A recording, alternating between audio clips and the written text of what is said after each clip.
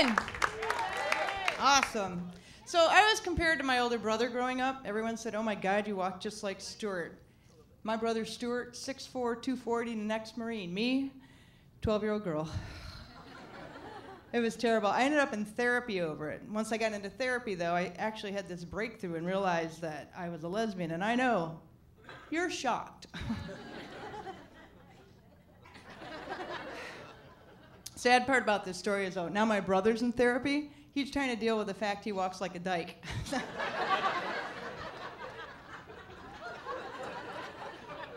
Paybacks are hell. It was really scary, though, coming to terms with being a lesbian, because I grew up with the same negative stereotypes I'm sure most of you heard growing up, and they actually freaked me out. I got so freaked out by the stereotypes at one point that I actually went out to the garage, closed the door, turned on the car. Engine timing was off. I had to get out, change the spark plugs. I don't know why I was so shocked, though. I think my parents knew the instant I was born. They named me Leslie Ann, changed one letter. Lesbian. Yeah. In fact, that was not overlooked by my junior high classmates. But now I'm 54 and I'm dealing with being a lesbian just fine. I'm actually kind of having fun being a lesbian now. And my favorite thing now is chatting with telemarketers about being a lesbian.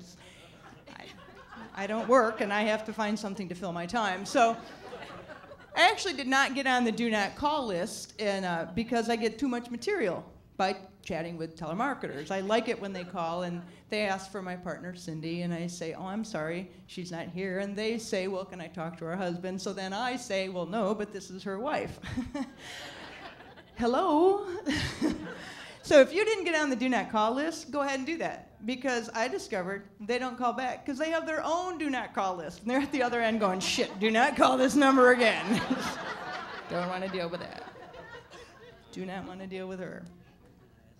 My favorite telemarketer call ever, this is almost a verbatim conversation I had with this woman. She called my house one night and asked for Mrs. Thompson. I said, there is no Mrs. here. This is a lesbian household. We're not allowed to get married. Can I help you?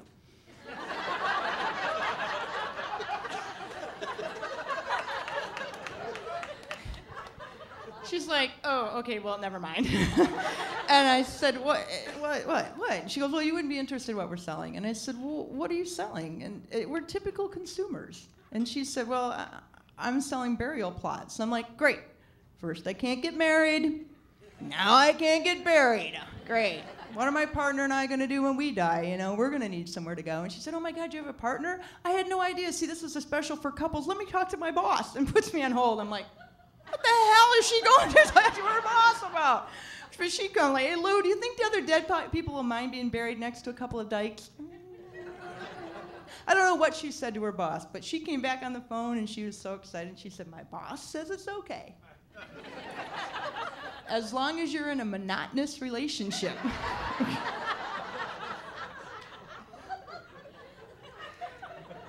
Way to go, Binky.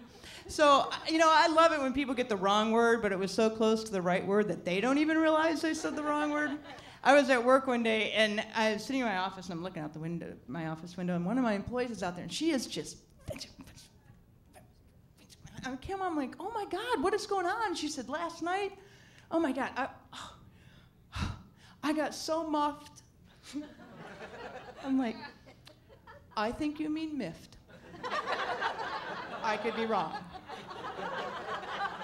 But if you're right, I want to go out with you tonight. You could be right. I could be wrong.